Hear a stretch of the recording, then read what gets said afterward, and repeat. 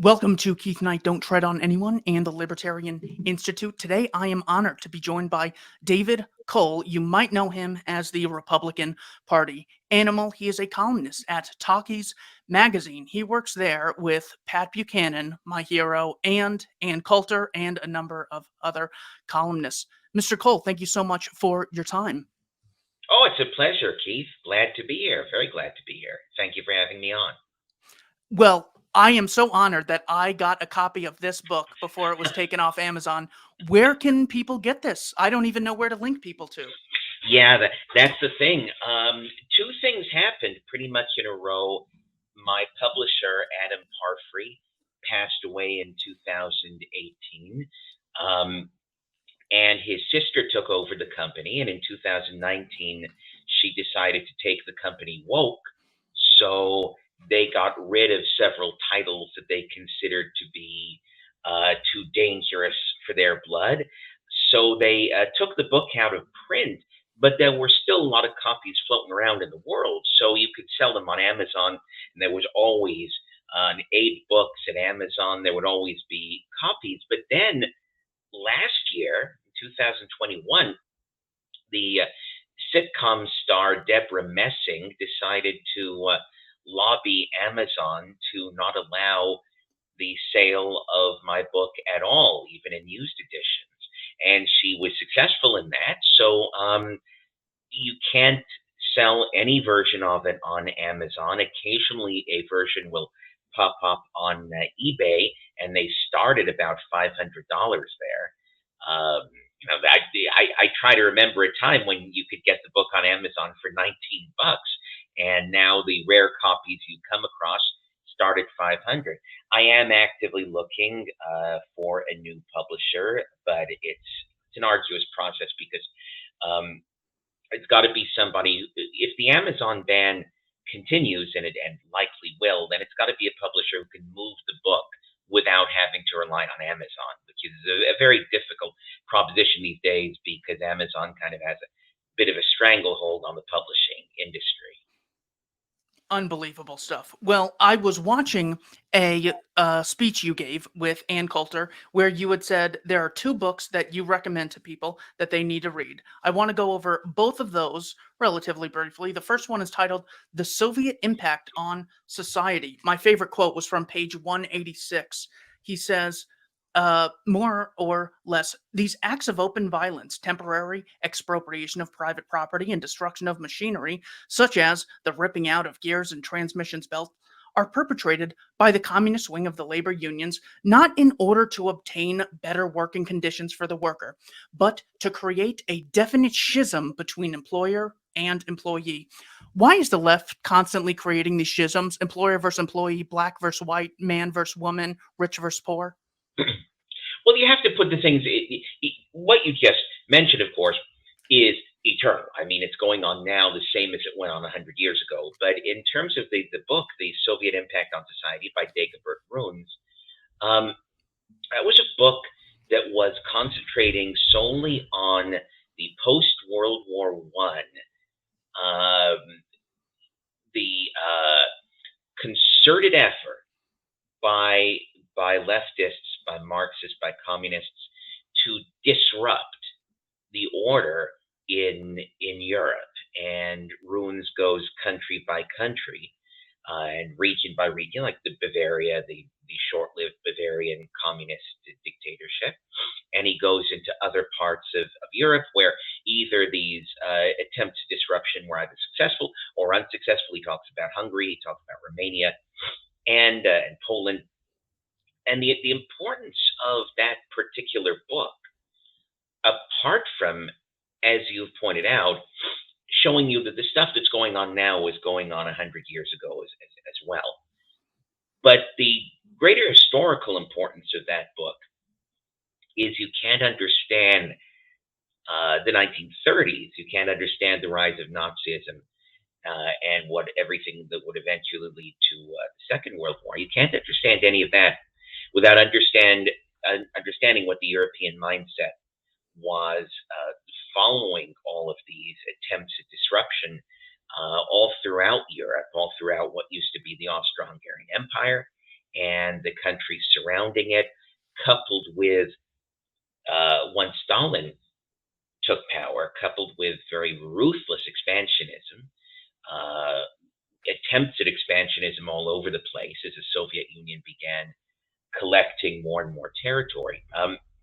So the importance of that particular book as an historical artifact is when you finish reading it, and then you realize you put yourself in the position of a German having to choose between different political parties in the 1930s, and there were many of them.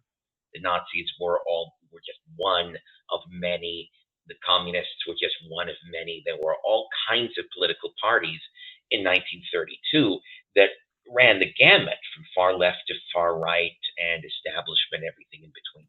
So you have to put yourself in the position of a German facing some of these ballot box choices in 1932, being aware that the communists have already tried to take over Bavaria, and they were briefly successful. They were run out on a rail, but they certainly created a lot of misery during the brief time they were there. And the communists have been trying all these other countries surrounding Germany to destabilize and to create communist dictatorships there. And at that point, Germans had seen what Stalin was doing in his backyard and doing in Ukraine. So there is a misconception that people in Germany, especially the ones who supported the Nazi Party, that they were paranoid. It is not in any way to endorse supporting the Nazi Party back then, but it wasn't paranoia. There was a genuine and quite legitimate fear of what the Soviets were doing and what they wanted to do if there was not a strong enough will on the part of Germany to push back against it. So a lot of it was not at all paranoia. And you know that old saying, just because you're paranoid doesn't mean they're not out to get you. And even some of the people who maybe really did come across as very paranoid, but there was still a legitimate threat. There was still a legitimate threat from the Soviets.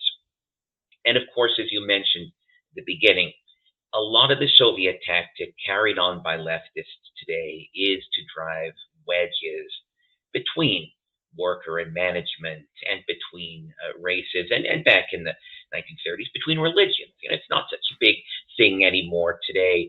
Everybody's concerned these days about race. You know, that's one of the things I like to point out, not to get off on a tangent. One of the things I like to point out to people, the left's big shtick right now, you know, for the last 20 years or so, but especially ramped up within the last 10 years, we have to stamp out racism. We have to stamp out white supremacy.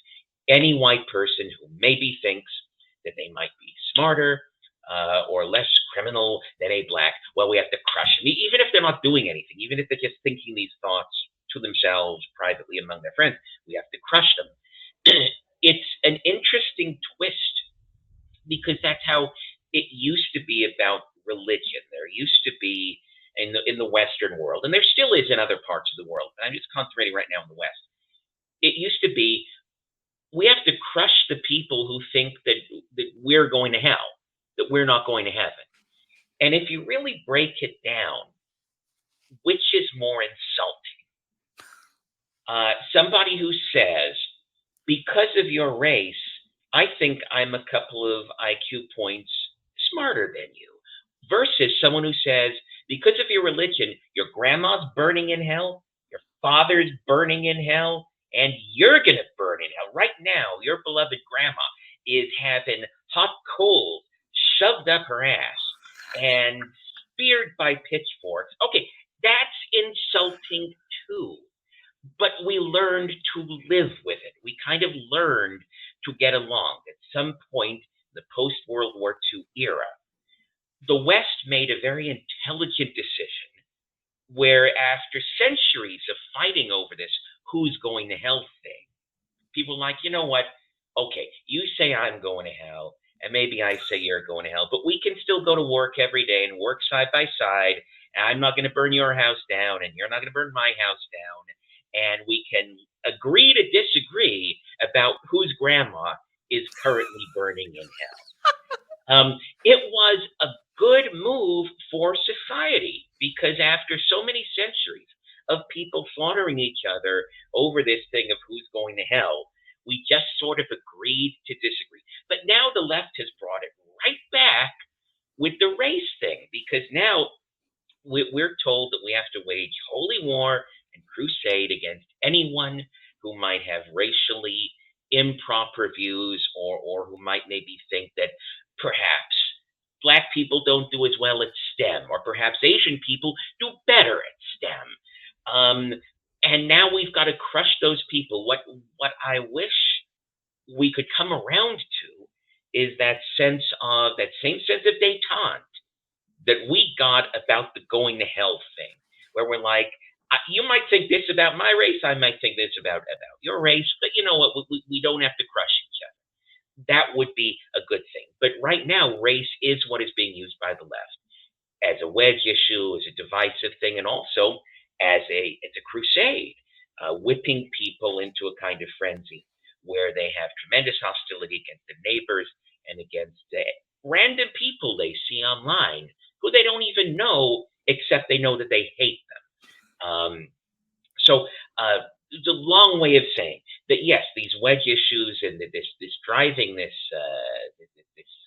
wedge between groups of people went on back then. It goes on now. The specific adjectives can change, but the basic dynamics remain the same. And how are they extracting power once this wedge is created? Because you could see a competing theory. They want everyone unified so they could be more or less the monarch of this society. If everyone supports one policy, well, and they represent that policy, then they'd have a lot of power. How are they gaining power by creating division? Well, a lot of it has to do with trying to dismantle the whole notion of merit, the entire notion of reward for a better job than the other guy is doing, because that's also something that communists have always wanted to try to do, and succeeded in many cases. But if you stop looking at a person, an individual's success at a job or at a skill, and instead you simply start classifying them as you're automatically worse because this is your skin color. You don't get the job because this is your skin color. Once you stop looking at who's doing a good job and stop rewarding them for doing a good job, and instead start penalizing them or rewarding them based on genetic features that they were born with, that's a way of taking down, I mean, what Jefferson would have called the natural aristocracy, the people who just rise to a task and do it well. Society's always depended on those people. You can go back to, I'm sure this goes back before even the first records were recorded, the first language was ever put to parchment or carved into stone. There's always that person who just figured out how to do something and could do it a little better, maybe put a little more thought into it. Maybe they had a little more, whether we're talking about construction or agriculture or hunting or anything, there's always that one or several people who just start doing it better. Other people learn from them, but there's also going to be those people who are going to be somewhat jealous. You can imagine in caveman times, look at Fag. All the ladies like Fag because he built that new spear. Oh, he invented that damn spear, and now he's killing all the animals, fashioning all his ladies in fur coats. I hate that Fag. You know what? Fag's got a big nose, and I think people with big noses, they're up to something. We have to start to. We can't let the big nose people have say over us, and they immediately you get this tiered society because some people are jealous of the people who do it better. It's a part of human nature. One of the things that communism was always good at doing was harnessing the most base and ugly parts of human nature, which we all have inside of us somewhere. We've all had moments of jealousy and envy. We've all had moments of self-pity where we don't get something that we think we deserved, and so we want to lash out at someone, want to blame someone. The left is very good at harnessing that, so again, in a roundabout way to answer your question, when you start to pull down the people at the top who are doing well and who are skilled at doing things, then skill loses its meaning. It's like the whole the racial woke nonsense that they put into math and science these days, where it's no longer about solving the equation. It's no longer about coming up with a solid study that can be peer reviewed. Instead, it's simply about equity and giving an equal voice to everybody. I mean, the story Harrison Bergeron went into this how many decades ago? I mean, there were prescient authors who foresaw exactly something like this happening. And as in Harrison Bergeron, once skill no longer matters, there's no difference between a skilled ballet dancer or a fat guy just flopping around on stage. It becomes easier to control society because what we have normally gone by in the past, which is who can do something well, no longer means anything. And once you can stock your cabinet, your company, whatever, once you can stock them with weak-minded people who are not being judged on skill, people who basically couldn't get that job on their own, they're relying on you. You gave it to them. You can take it away as well because they're not getting anything on skill. A skilled worker always has a bargaining chip. A skilled worker can always say to their boss, okay, I think I deserve a raise. And if you feel you don't want to give me a raise, well, there are 100 other companies that would pay to have me in their employ. So skilled workers always have that back door, that exit, if they don't like where they are at present. But if you're just bringing in unskilled people based on their race, based on gender, based on whatever, they're relying on you like a baby to its mama, because a baby can't survive without mommy. You can't put a baby out in the street and tell a 6-month-old, go feed yourself. So it's the same with workers who are, or politicians, cabinet members, like I said, cabinet members of administration. When they're brought on for reasons other than skill, they become especially reliant on the person who brought them in, and therefore they're more pliable and easier to use and manipulate. I love that term, natural aristocracy. That was first introduced to me as the iron law of oligarchy. James Burnham writes about this, where he says, okay, imagine you're not the bourgeoisie, but you're the workers and you form a union. Well, not everyone wants to go to the union meeting. Only some people do. Who does the talking at that union meeting? People who are good speakers. Who gets their point across in such an effective way that they get to pick the rules that the union goes by? Well, like 0.001% of people in the union. So this iron law of oligarchy always exists. So this means that under any society, communism, fascism, socialism, primitivism, anything, that the left will be able to point at this inequality because it always exists. And they never run out of these excuses because it really is an iron law. I love that term, natural aristocracy. Yeah, absolutely. The other book you recommend is Treason by Ann Coulter. There is so much in this book. I think we're going to have to just stick to the first page. She says, liberals have a gift for striking a position on the side of treason. You could be talking about Scrabble, and they would instantly leap to the anti-American position. She goes on to talk about the left's obsession with the crimes of the West, and their Rousseauian respect for savages all flow from this subversive goal. Liberals invented the myth of McCarthyism to delegitimize questions about their own patriotism. There is so much in there. Why is the left so obsessed with the crimes of the West, which, while bad, are in no way unique to the West? Well, There was a reason that at that event that Ann and I did together, there's a reason that I mentioned the Soviet Impact on Society book and Treason side by side, because in a way, what I like about them both is very similar. The same way that the Soviet Impact on Society uh, is a good primer for why a lot of Germans were not paranoid about Soviet expansionism. Well, Treason is a great book to read to learn that the people concerned about Soviet infiltration in the post-World War II era were also not being paranoid. McCarthy, but specifically the House Un-American Activities Committee, whether one approves of their methods or not, but it is a simple truth that Anne presents tons of facts for. It's a simple truth that the Soviets absolutely did have people crawling in our institutions, and they had been doing that since the 20s.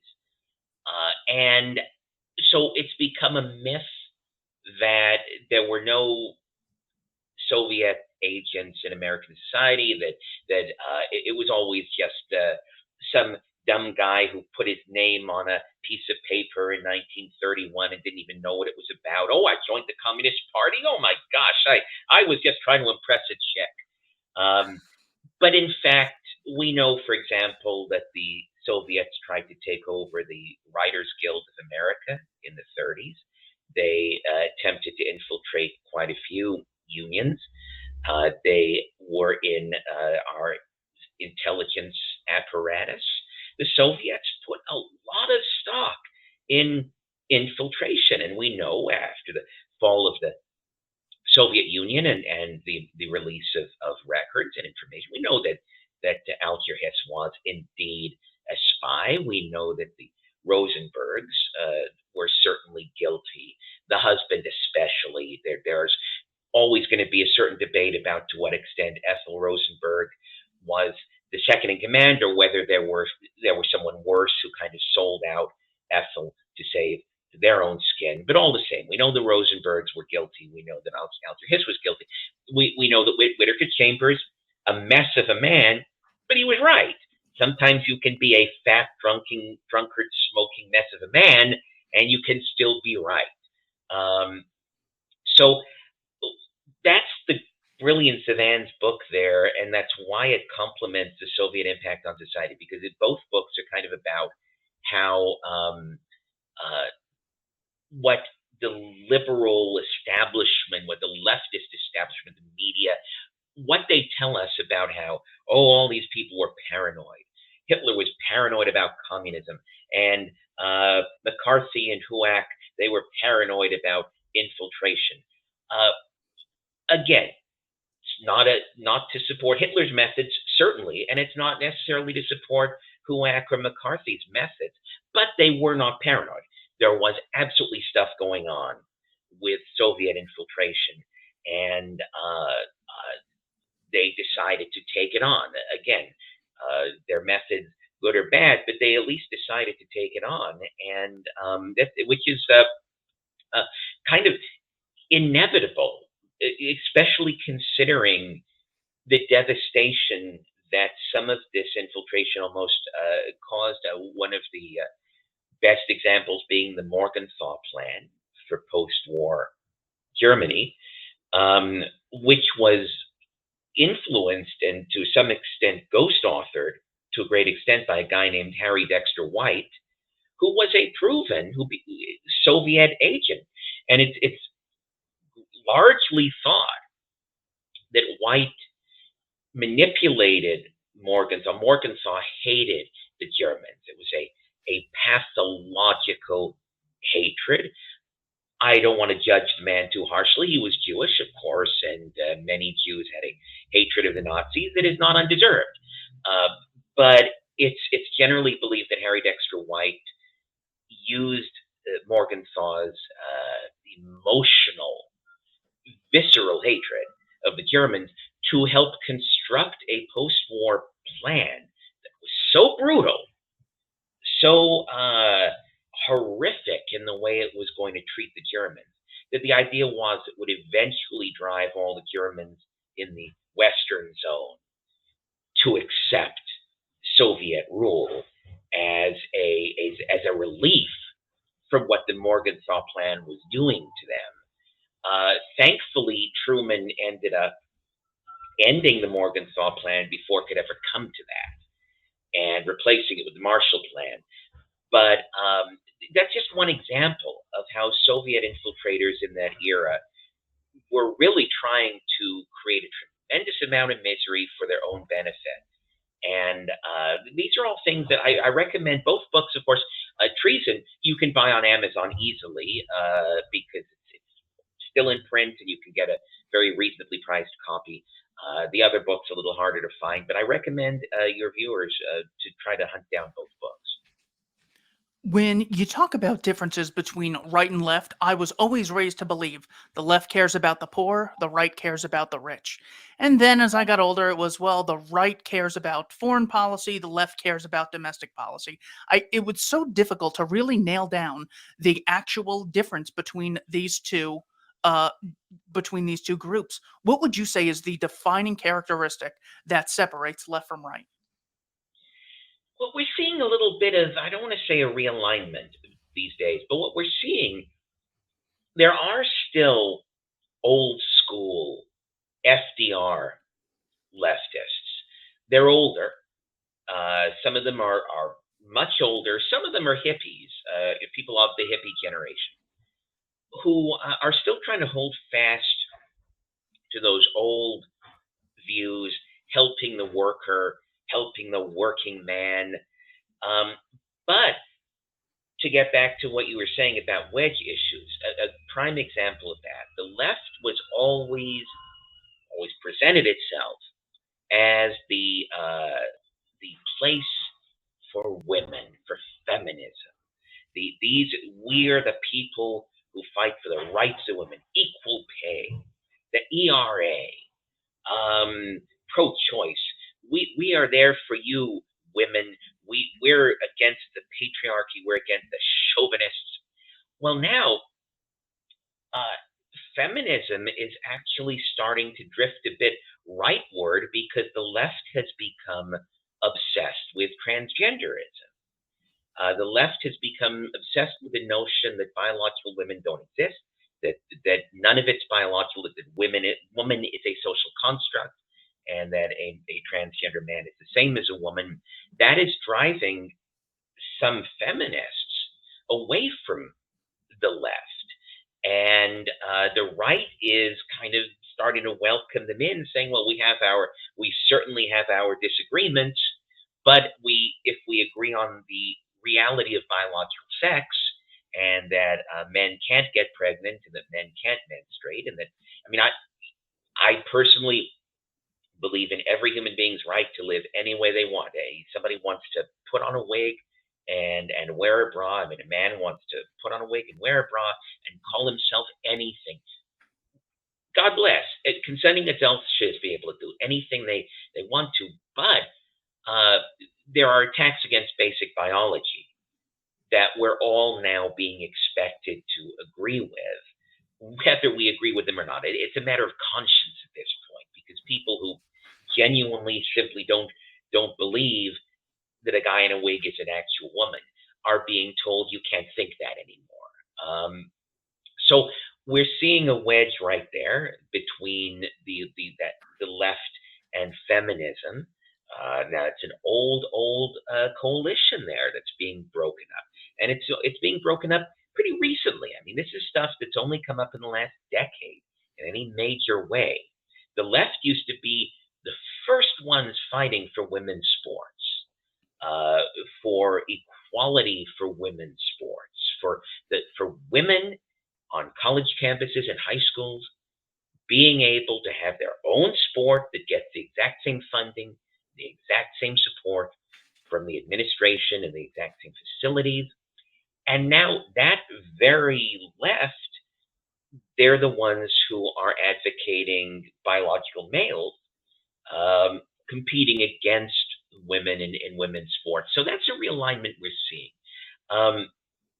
Another realignment we're seeing is the left always used to pride itself on being anti-corporation. We are anti-corporate America. We're for unions and we're for workers, and corporations are bad, and that goes far, far back. Again, that's a long-standing thing. But now that the left has turned so strongly against free speech, the left has realized that their salvation as censors is in the private sector where the First Amendment doesn't really apply, and where viewpoint discrimination is completely legal. So you now have this weird specter of diehard leftists supporting the corporations and the billionaires, supporting Jeff Bezos running the Washington Post, and supporting Jack Dorsey when he was running Twitter, and supporting Zuckerberg, because at a certain point, when the left turned against free speech, the left also realized that government has to work under certain constraints. That the government cannot violate First Amendment rights, and the government cannot engage in blatant viewpoint discrimination, whereas the private sector can. So that's another realignment where the left now is more and more on the side of corporate America, and especially because corporate America has been playing to the left about the transgender issue, about race, about things like that. And then you have the right, kind of some people on the right trying to revive the populism of old, including the economic populism, the anti-corporate, don't crucify man on a cross of gold kind of populism, fire and brimstone kind of stuff. So we're seeing these realignments that really have only been in hyperdrive for the last 10 years. I don't know where it's all going, but it certainly is it's certainly very interesting. You're also seeing it in terms of race.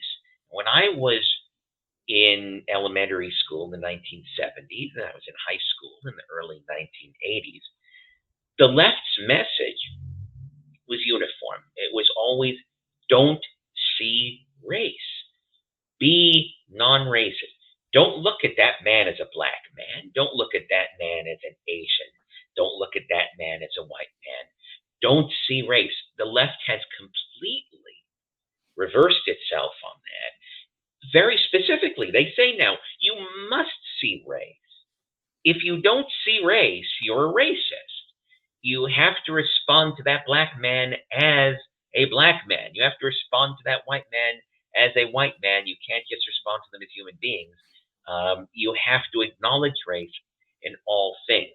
That's allowed the right, especially the mainstream right, and the Ben Shapiro right, Dennis Prager right, the GOP establishment right, that's allowed them to start to co-opt the don't see race thing. So now you have mainstream conservatives who are the ones saying, I don't see race, I see Americans, wave the flag.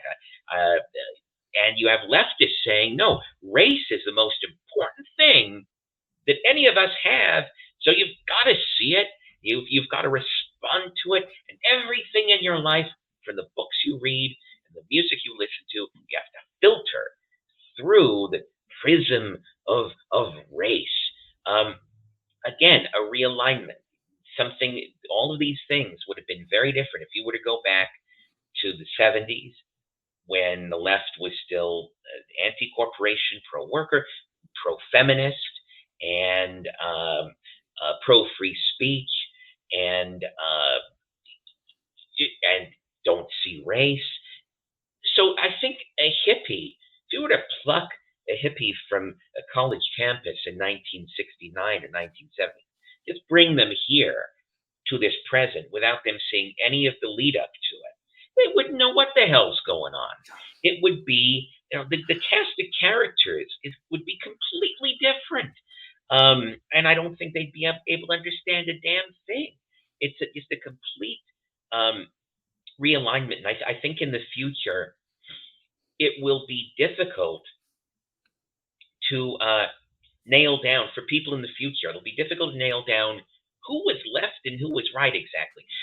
An example I give, sometimes I'll encounter people who try to put today's labels on the founding fathers.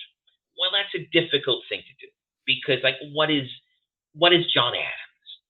On the one hand, John Adams was very anti-slavery. On the other hand, he was very much a New England Puritan in terms of a lot of his views and his views on monarchy and his views on. You can't put a modern day left wing or right wing label on a man like John Adams because the situation and the specifics were so different back then. I think that's how it's going to be some years from now, decades from now. People are going to look back on where we are right now, and they're not going to know who's left, who's right. That guy's saying this, but that sounds more like a left wing point, but he's right wing. This guy who says he's left wing is saying this thing, but it sounds like more something like a right winger would say. I think everything's very scrambled right now, and that's one of the reasons you're seeing some very abrupt changes in certain well-known figures. One example comes to mind: Bill Maher. Bill Maher, all during the President Bush, George W. Bush years, Bill Maher was very predictable. I mean, you knew where he stood on everything. And through the Obama years, Maher remained predictable. He had started out as kind of a semi-right-leaning libertarian. I mean, in his early days, in the days of like his politically incorrect show. But then after 9/11, he had pretty much gone over to the left quite a bit. And now he's sort of coming back to the right. He's responding to what he sees as the left going nuts. And the left is beginning to alienate him more and more, and you see it more and more every week. And the left has become so unforgiving of heretics. They're only making it worse for themselves because the more they push a guy like Bill Maher away, the more he's going to kind of go back to the sort of right-leaning libertarian he was when he first started doing political comedy. So the realignment is not just among groups, but also individuals who are in their own way beginning to respond to traditional roles of what is left and what is right, switching up with each other and becoming things that you couldn't recognize. So I don't know where it's all heading. I try not to prognosticate because you do that and you could look like a fool if you're wrong. So I don't know where it's all heading, but I do know there's a tremendous amount of confusion right now. And I do think people in the future, 20 years, 30 years from now, will look back and say this was a very confusing time to try to figure out who fits where on the spectrum. Do you have a general theory as to why they push the privilege narrative, saying some people are in a privileged class? They almost just declare it and then move on. It's like there's not even a follow-up. When I feel like the follow-up is, hey, we're the Occupy Wall Street people. You have privilege and we're here to take stuff. We're just going to push this privilege a little longer. Once everyone recognizes it, then we'll be justified in doing the looting we've always planned on doing. Do you have a general theory as to why they push the privilege narrative?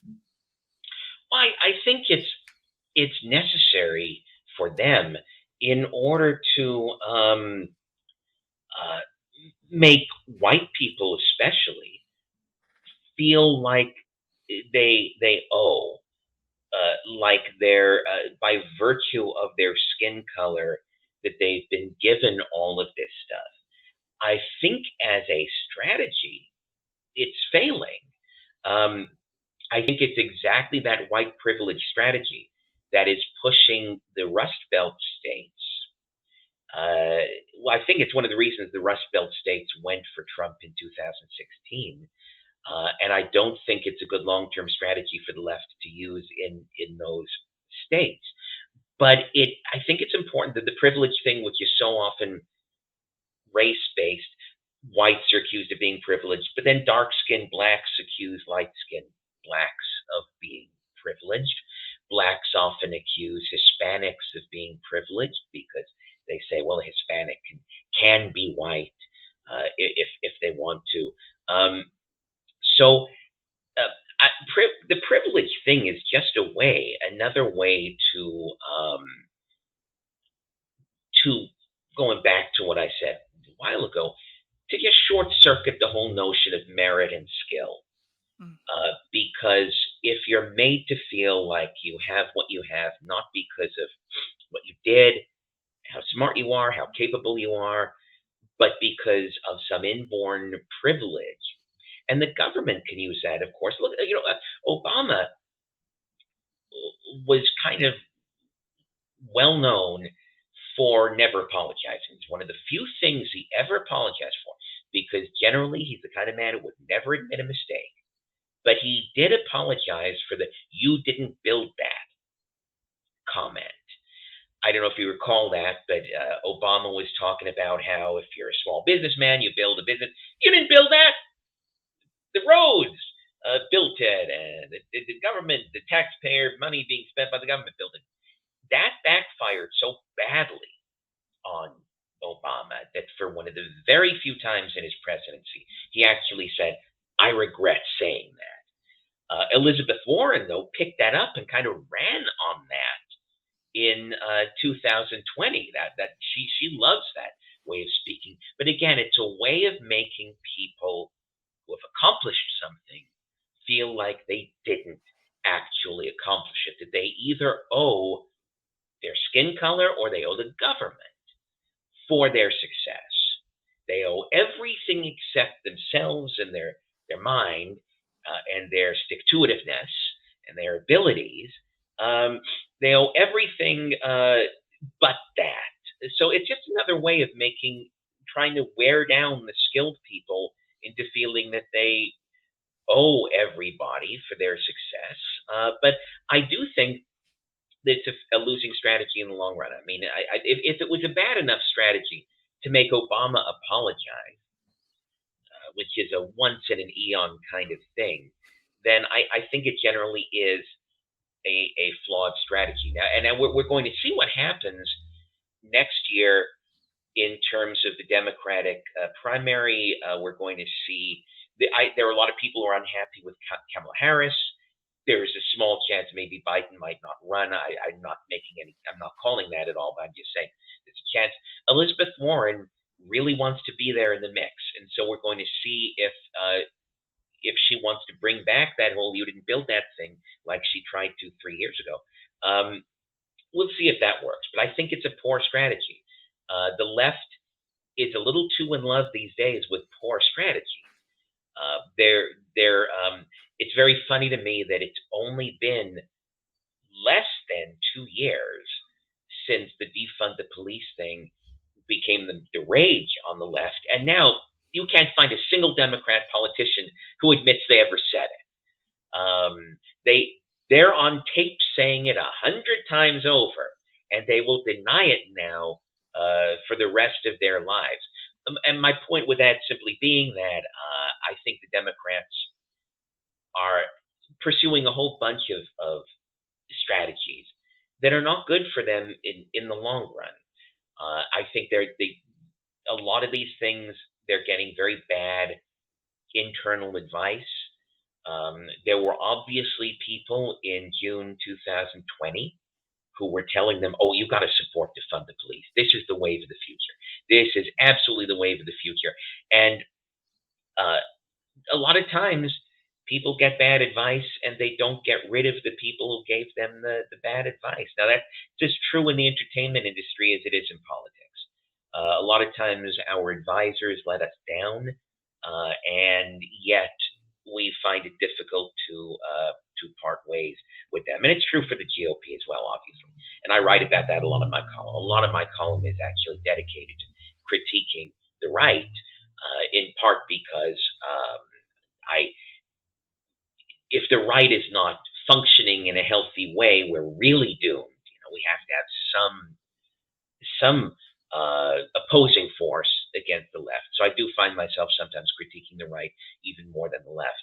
But the left especially is following a whole bunch of policies that in time they themselves are going to realize they're not necessarily smart things to be doing. Not only are they no longer mentioning the defund the police, but when AOC and the squad had a chance to vote to lessen police funding, they voted to increase it because of the January 6th protest that took place. So they had a chance to vote against an Yeah, increase in funding. They voted for it. They used their leverage. And when asked about this, AOC pulled the classic move. I'm really glad you asked me about this. That's how you know that they're terrified. She was asked yeah, about it. She goes, that- I'm really glad you asked me about it because it's actually had to deal with a lot of pensions that were promised to police officers. So it's really complicated. So they voted to increase the funding once they got the shot. It's just unbelievable. When it comes to uh, the concept of narratives, prevailing interpretations of past events, this is where the left holds a lot of power. The New Deal is why we need a big government domestically. When it comes to the Civil War and the Second World War, we do have to have interventionist policies. The left supports going into Syria. They supported a lot of arms transfers into Ukraine. So, when it comes to the concept of historical narratives, do you think those really do hold a lot of power, or are they more or less just things that some academics discuss that don't really affect the modern day?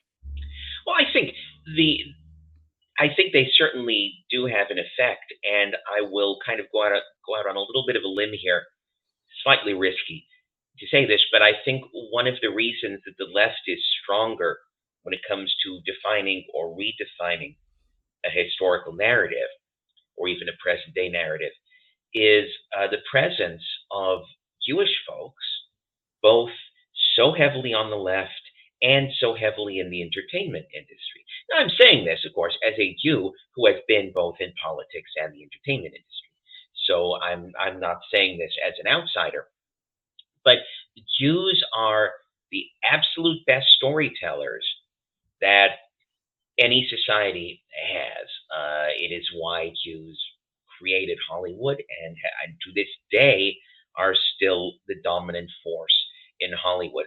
We are a storytelling people, not just to ourselves, and that's the big difference. Because you can say, well, that African bushman over there, look at how he forms that drum circle every night, and they tell stories. Yeah, to themselves with their clicking noises and their banging. They're great storytellers, and everyone like Alice Walker and Toni Morrison and all, they always talk about the great African storyteller. Yeah, great storytellers to their own tribe. Jews are great storytellers to the other tribes. We like to come up with stories that you guys are interested in, and that's one of the good things about having Jews on your team, because they really can spin a great yarn, and they through this meeting of political needs and entertainment, they can make at least the young generation.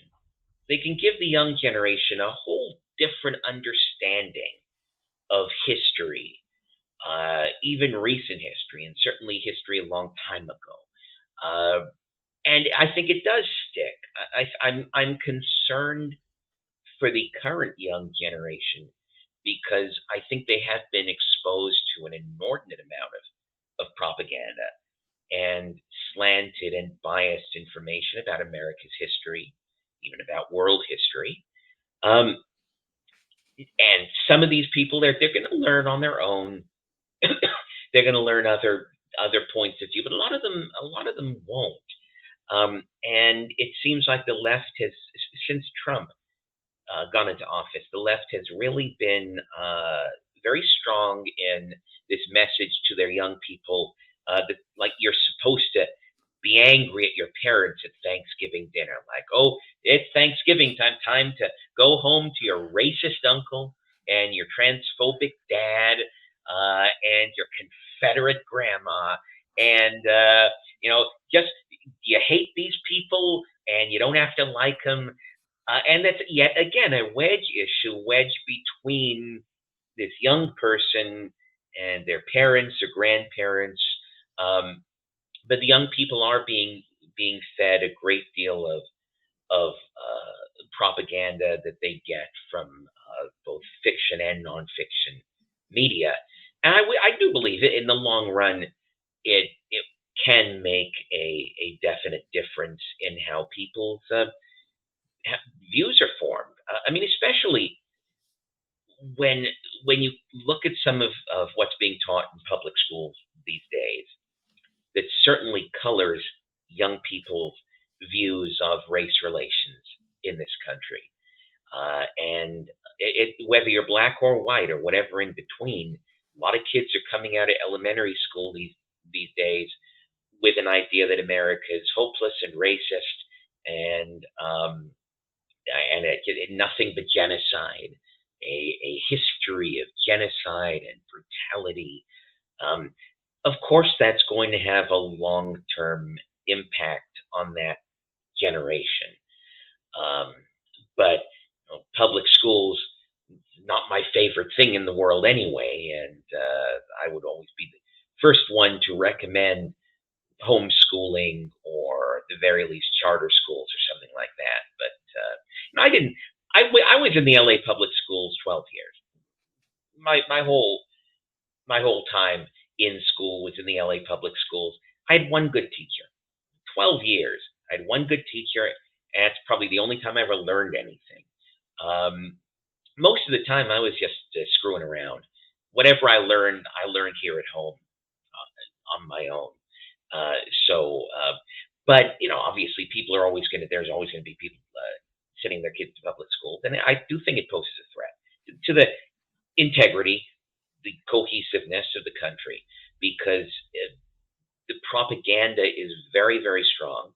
I'm in favor of people in school learning about everything, but learning about everything, uh, especially history, learning it from a non-propagandistic point of view. Learn about slavery, learn all the evils about slavery, learn why slavery was happening, look at all sides of the issue, which doesn't mean advocating all sides of the issue. It's a very big misunderstanding a lot of people have these days when you say you've got to, in order to learn about something, you have to look at all sides of it. Sometimes people, especially on the left, mistake that for meaning, oh, so you're going to say the slave owners were right. No, no, not saying that anyone's right, but if you're going to understand why anything happened, you have to understand why it was happening and why the people doing it were doing it. Same thing teaching about World War II history and teaching about the entire history of the Third Reich. You have to go into why it was happening, which is not the same as saying that you agree with it, that it was happening, that you agree with what people were doing. But you still have to understand basic human motivation. Otherwise, history simply becomes the kind of simple-minded propaganda that we're being taught, that our kids are being taught today, which is this man bad, this man good, good versus evil, and it's an insult to the field. And I say that as someone who's been in the history field a very long time, and it's a tremendous insult to the field to leave out all of the nuances. Excellent point. And not only is it immoral, but it does end up backfiring. For example, when I went to Hebrew school till I was 13, I was always told that May 15th, 1948 was the day that the UN voted for a bunch of Jews in this place called Israel to just have a government. I wasn't told about Nakba Day, the violent removal of 750,000 Palestinians, and the mass murdering that took place years afterwards. I wasn't told about the Six-Day War, wasn't told about, the Kana massacre at the UN building. So I felt so tricked after all this time, after thinking America or invented poverty in the 1800s with the Industrial Revolution. Jefferson's generation invented slavery. I literally took those as more or less truth statements because they were just said to me in such a confident way. And I was a progressive for so long, and it just backfired. So, I mean, not only is it the right thing to do it for yourself. I mean, another example of how stories can get so caught up with people. Deborah Messing said that you are a Holocaust denier. However, on page 295 of your book, you have Appendix A. What can people learn from Appendix A of Republican Party Animal? Well, there's calling me denier, which people still do, not as many these days, but they still, I mean, the ignorant people, the only people who call me a denier are the people who've never actually read my book. And Deborah Messing never read my book. She just wanted to ban it. They're a denier, and there are Holocaust deniers, and in fact, I debate them in my videos all the time. All the time. The the appendix to my book is my historical thesis, which really, if you want to put it in the simplest terms, is kind of a little bit straight down the middle. Both extremes are wrong in terms of the tug of war between the deniers and the ADL types. The ADL types who say it was 6 million and not a person less, and there were gas chambers in every building, and there was a complete genocide order. And then you have the deniers who say there were no gas chambers anywhere. At most, it was 200,000, 280,000 who died of typhus, and no Jews were ever targeted for killing. Well, history is not the same as the principle. What I mean by that is, if you hold a principle, like for example, one of my principles is I am a free speech absolutist. I simply don't believe in speech suppression, whether you want to call it censorship or whatever. I don't believe in it. I don't believe that there's ever any reason to stop someone from speaking. I don't believe that words kill. And I think that a healthy society is one in which everybody gets to talk. Okay, that's a principle. There's really, for me, there's no compromise on that because it is a principle. And if you hold a principle, you shouldn't compromise on it. History, on the other hand, is oftentimes compromise in terms of both sides tend to be a little right and a little wrong. When you have extremes about any historical topic, generally both extremes have certain things that they get right and certain things that they don't because of their own biases. They don't want to face those things. They don't want to accept those things.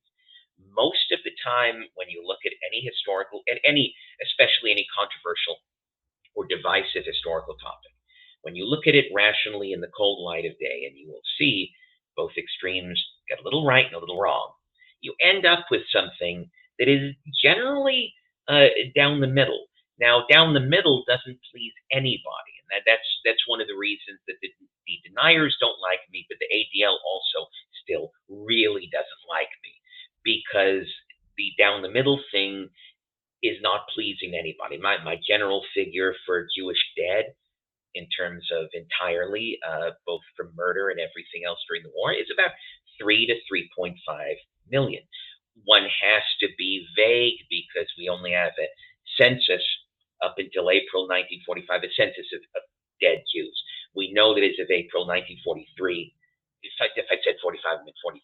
We know that as of April 43, there were 2.4 million dead Jews. So now we have to, in terms of getting from April 43 to April 45, a lot of guesswork is involved. So that's why I can put the figure at no lower than 3 million and no higher than 3.5. Well, that doesn't please anybody. The ADL is way too low for them. The deniers, it's way too high for them. But it's factually based to the best of my ability, because you have a certain amount of guesswork after that 2.4 million figure. Some camps, like Auschwitz, have been wrongly called an extermination camp. Auschwitz was not an extermination camp. Doesn't mean people didn't die there. People died there. But it's the difference between a camp that is purposely for killing. Now, that was a camp like Treblinka. Treblinka was a camp that was purposely for killing. Auschwitz was a labor and civilian internment camp that was, in 1942, summer of 42, was racked by typhus.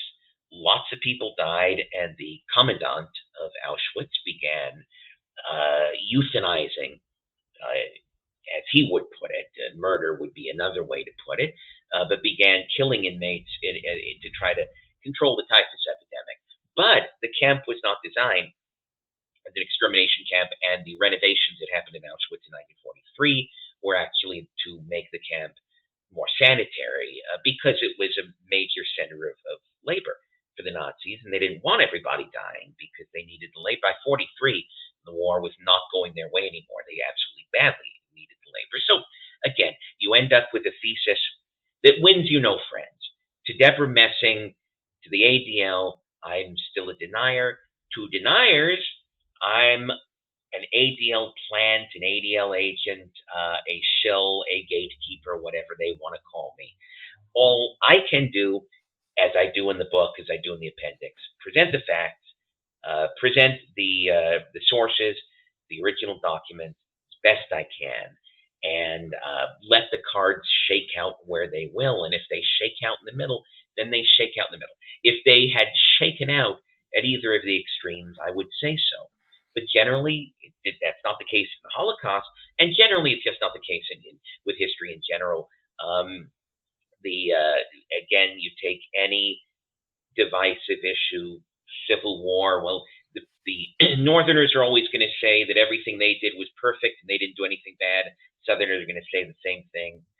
It's always going to just kind of come down to the middle.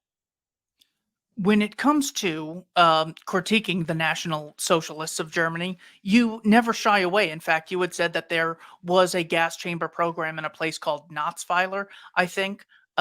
Is that how it's pronounced? Yeah, and Knotzweiler was technically a French POW, a Nazi camp for French POWs in Alsace-Lorraine, and the Struthof-Knotzweiler camp had a gas chamber that was built because a doctor at the nearby Anatomical Institute wanted to collect Jewish skulls.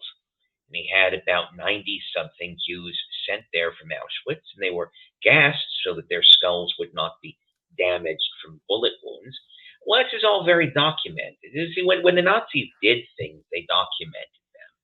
And every single document covering the Knotzweiler gassing is there. They used an SS tear gas training room, like the kind of thing police today, SWAT teams train in, where you go in there, they release tear gas, you got to learn how to put on your gas mask and exit the room. So they took a room that was already built for gas, had a ventilation system, and they changed it around so that you could introduce a lethal gas into the room. And we have the transportation orders, the construction orders, we have the Jews arriving from Auschwitz to the camp, we have them being gassed.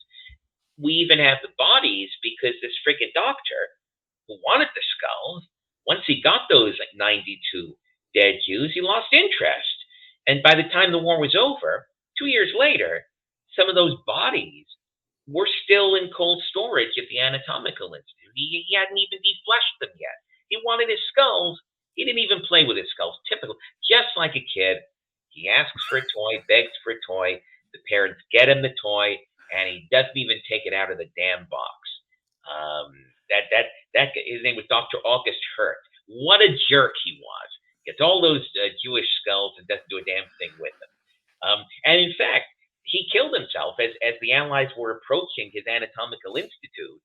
And he was like, I should have defleshed those skulls because now I really don't have any way to talk my way out of this. So he shot himself, ironically, damaging his own skull in the process. An ironic end to a bad man. His own skull ended up being the one that got damaged. One of my favorite parts in the book, besides the appendix, is hearing what Michael Shermer thought was a secret phone call between you two. You actually recorded it. You've exposed him as a total liar. I thought that was great. I don't want to go into that because I want people to find copies of the book or find a PDF and read it for themselves because it's so enjoyable. I really am hoping that maybe sometime this year I can announce having a new publisher because I want to update the book. A lot happened. Now, that book was written in 2013, published in early 2014. A lot has happened since then, and I'd love to add a chapter or two to kind of bring everything up to date. So I'm hoping that I can maybe be able to announce that before year's end. At the front of the book, you quote Gary Sinise saying, "God bless you, see you at Dick Cheney's." Did you ever meet Dick Cheney, and do you have any good stories about him? Oh, sure. Oh, well, that was during my period when I was known as David Stein for about 15 years. That was during the period I helped run a group called Friends of Abe, the Hollywood conservative Republican group that was founded by Gary Sinise. And yeah, you name the person: Condi Rice, Dick Cheney, Wow. John Boehner, Karl Rove, neocons for the most part. We were a very neocon organization. And these guys, especially Cheney and Rove, when they would come to hang out with us, and we'd always have a big banquet, and they'd say a few words, and then we'd all hobnob.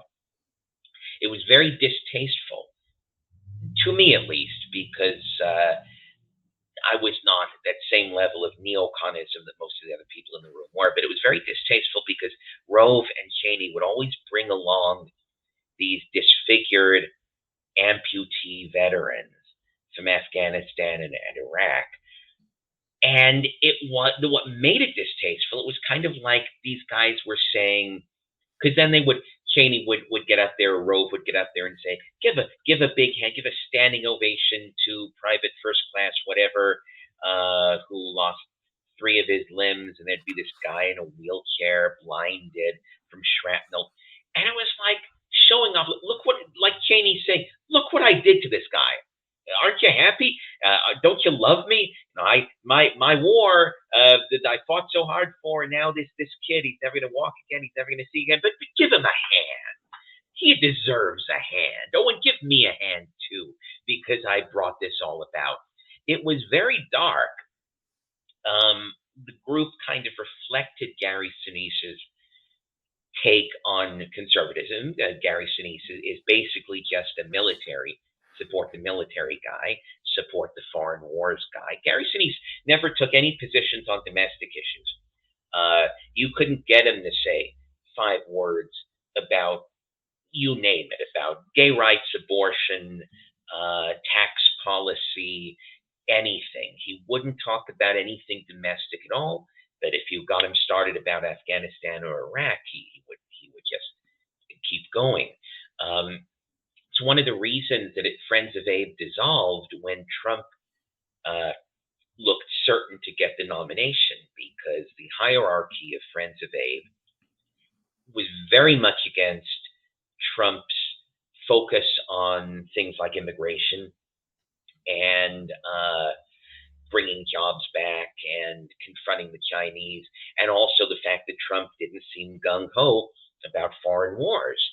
So the group couldn't really get behind Trump. However, the rank and file members, quite a few of the rank and file members, were very pro-Trump. So the general solution to that was simply to dissolve the group. And so the group dissolved at the beginning of 2016, right around the time that it seemed fairly inevitable that Trump was going to get the nod. I've always liked Larry Elder. Is he a nice guy off camera? Well, I'm biased because he and I were friends, very, very close friends for several years. But then when the revelations about me being David Cole came out, he just cut me off cold turkey. Sadly, when he owed me money for some jobs I did for him. So I'd like Larry Elder again if he paid me $3,500. That has been owed now since 2013. In fact, I was kind of looking forward to, if he had won during the Governor Gavin Newsom recall, if Larry Elder had won, I would have gone right up to Sacramento there, and I would have demanded a check. I would have hung out in the lobby there at the rotunda and waited for Larry Elder to come walking through, and I would have demanded a $3,500 check, because I don't like being stiffed for any money, but $3,500 for a couple of commercials I produced for him for his book. $3,500 is not small change. I don't let that stuff go. I'm the kind of guy who, if there's even the smallest problem with my Amazon Prime grocery order, I'm getting a refund. I am on the phone, not only getting a refund, but browbeating the people into giving me like a $10 credit for the next order. I mean, this rutabaga is starting to brown. So not only do I want the money back for the rutabaga, but I want $10 towards my next order, because I feel that as a Jew, this is the greatest anti-Semitism I have ever experienced in my life. This rutabaga, this is a rutabaga they would have served me at Treblinka. This is an insult, an absolute insult, and I'm not going to stand for it. And before you know it, I've got like a $25 credit because they just want to get rid of me. The point being, I'm not the kind of guy who's going to walk away for $3,500. I know. So wrong about that. Mishandled groceries after all we've been through. Really, this is what I have to pay. We escaped Europe for this.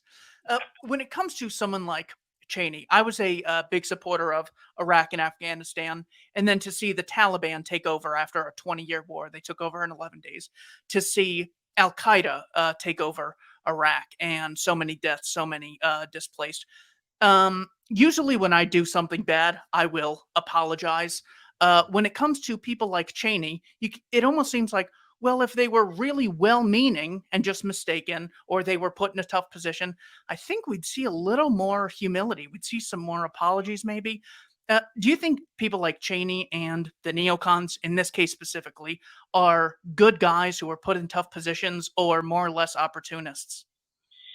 Yeah, I don't think they're good guys. I think they are people with a very strong agenda. I do think that they went into Iraq thinking it would be a cakewalk. In other words, I don't think they believed that they were going to get into the mire that they got into. But I also don't think they thought things through. They had an agenda that to their mind, they were going to successfully reform Iraq, and then they were going to go into Iran, and they were going to go into Syria. They had all of these far-reaching plans that they didn't really second guess. And kind of going back to what we talked about earlier about surrounding yourself with bad advice, yes men. I don't think they have any humility. I met Cheney quite a few times, and I don't believe he possesses any humility. I don't think that Karl Rove possesses any humility. Sometimes there's that line from Richard III, sin will pluck on sin, meaning the more you dig yourself into a hole doing bad things, the less you can admit it, and the more you just have to keep digging, the more you just have to keep going, because the bad things you've done start chasing you. So you got to run faster and faster, because if you stop to be introspective for even a moment, all those bad things will catch up with you. So that's why I don't think they will ever apologize. I don't think they can. I don't think they can admit it. I think they just have to keep going and going and going, as though they've always been right and they have nothing to even rethink. Excellent point. Yeah, Dean Acheson always called them situations of strength, where you can more or less create an issue just to display the amount of strength you have. And I think Right. that's exactly what they wanted with Iraq. Bill Kristol went on C-SPAN, confident as anyone's ever said anything. Well, this is not going to be some Vietnam. This is a war that's going to last roughly about 2 months, he Yeah. said. So, I Yeah. mean, just unbelievable stuff there. The Yeah, book and is. I believe they had talked themselves into believing that. I mean, I really do. I think that they had, when you're in a bubble like that, and everyone's saying the same thing, and everyone's bolstering each other, I really do think they believed it, and that's even more dangerous than someone who's lying, because someone who really believes that kind of stuff is not going to second guess at all. Whereas someone who's just a devious liar is at least going to say, okay, are my lies working, or do I have to moderate them a little bit? Every liar thinks about that at some point. They're always gauging the effectiveness of their lies, because you lie for a purpose, and so you always have to keep saying, are my lies achieving that purpose? But true believers, people who've really sold themselves on something, they're far more dangerous. The book is Republican Party Animal by David Cole. Best of luck finding it. eBay, maybe Craigslist, used bookstores. Links to Mr. Cole's column, as well as his Twitter in the description. Can I ask you 2 more quick questions? Of course. Do you have any fun or just interesting Pat Buchanan stories? Because he's one of my heroes. I wouldn't say fun. I knew Pat, and ironically, not from Tachymag. I don't know him these days, but I knew him when he was making his presidential run in the primary in the early 90s, and I knew his sister, Babe Buchanan. But I Pat is a brilliant man who has contributed greatly to the discourse in this country. He's a true intellect. I'm honored to share byline, this on the same website as him. But the times I met him, it was always just very inspiring intellectual talk.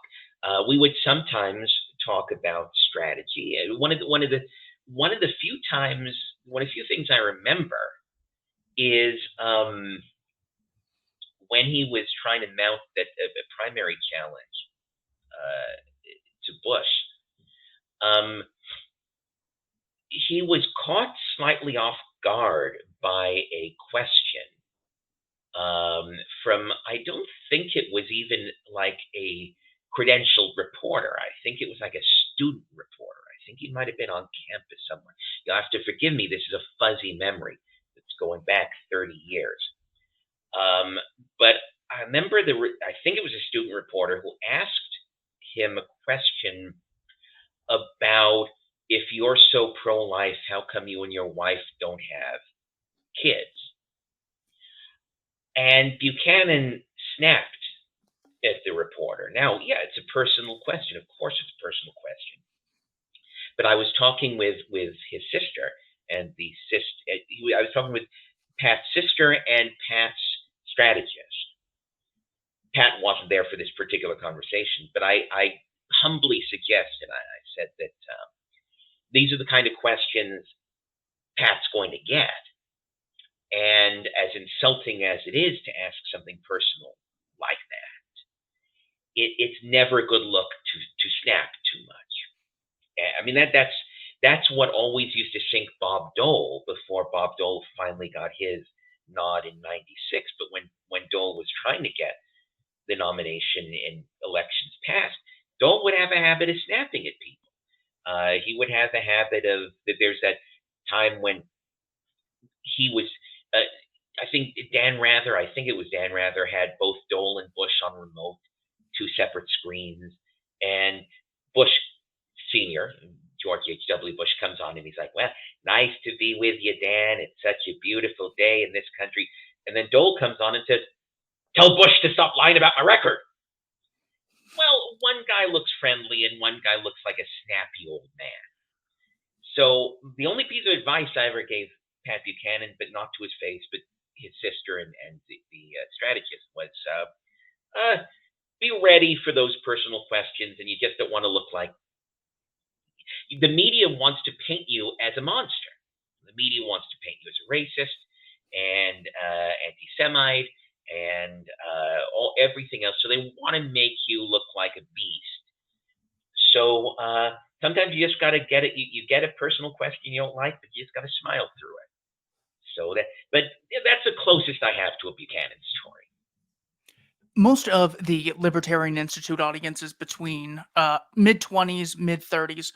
What advice would you give yourself, because you got a lot of stories in here, what advice would you give yourself if you could go back and talk to yourself at 20, 30 years old?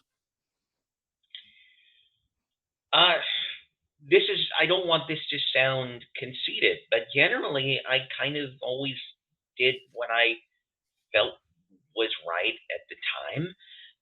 I don't think that there's anything, if I could go back, I really don't think there's anything I would second guess. Especially, I mean, putting my personal life aside, because I've made nothing but mistakes in my personal life, but just looking in terms of my professional life, everything I did, I would probably do it the exact same way. I would probably try to I'd try to put out more content in the early 90s, because I feel like I never got a chance to really finish some of the work I was doing back then. Now I'm finishing it now, and it's finished in the book. But I think if I had put out more content in the early 90s, people would have had a better idea of my positions. But again, I can't blame myself for that, because you go back to 91, 92, 93, there was no internet, there were no personal blogs, there was no social media. You always had to have a middleman. If you're going to publish anything, release a video or a book, you always had to have someone, a distributor, an editor, a publishing company, as a middleman. So it was not really my call how much content I could put out. But generally, I sort of did things the way I felt was the right way, and I look back and I don't think I second guess anything. Check out his column at Talkie Mag, link in the description below. Find out why Phil Donahue called this man the Antichrist. Very interesting stuff. David Cole, thank you so much for your time, sir. It's been a pleasure. Thank you, Keith. I've enjoyed every minute of it. What are the... I can't tell if this is a combination of Keith Knight's question, a continuation of it, or a new question where I didn't put the person's name. What are the usual pieces of evidence historians refer to before declaring genocide a proven historical event, i.e. how would one prove Pol Pot, Mao, Stalin, Ottoman Empire, Japanese Empire, etc.? Well, a lot of it, since you're never going to get millions of bodies, it just never happens. Either the bodies are burned, or they're conveniently buried in places where they're never dug up. But you're never going to... It's never by counting dead bodies. It's primarily by, in the case of the Khmer Rouge, the Khmer Rouge was only in power for a very brief time. So when the Khmer Rouge left, and every dictatorial entity is replaced by another, and the new one needs to badmouth the old one. So it was when the Khmer Rouge was kicked out, there was an attempt made to just collect names of people who were dead and missing. So a lot of, in that case, there were certainly bones, there were bodies, there were a lot of killing fields where skeletons and bodies existed. But a lot of it in the case of the Khmer Rouge, because the Khmer Rouge lasted so briefly, everybody who lost someone remembered it. It's not like decades had gone by and new generations had come up. So a lot of it taking names of people, basic census of taking names of people who were missing, disappeared. The case of the Soviet Union, Robert Conquest basically just had to do demographic comparisons, like how big a town should be, what its population should be based on the natural reproduction and growth of a particular town, a particular city. And so a lot of it's demographic guesswork. With Mao, it's even more difficult because there's never been an end to the Chinese Communist Empire. It's not like the Soviet Union ever collapsed. So it's a lot more difficult. There are people who have done some very intense research using, in some cases, internal Chinese documents to try to figure out how many people died, both in terms of the Cultural Revolution, people purposely killed, and people who died in the famines. It's very thick, not easy to explain, and I would not be able to really paraphrase other people's work correctly. It is just difficult to. That's why those ranges for Mao's death toll are so wild. They start at 20 million and they end at 80 million, and people just kind of pick the one they want. You can't be, it's very hard to be specific about that. But there's a sense, when there's a general consensus that even though we can't say if it's 20, 40, 60, or 80 million, but when there's a general consensus that millions have died, then it's declared a genocide.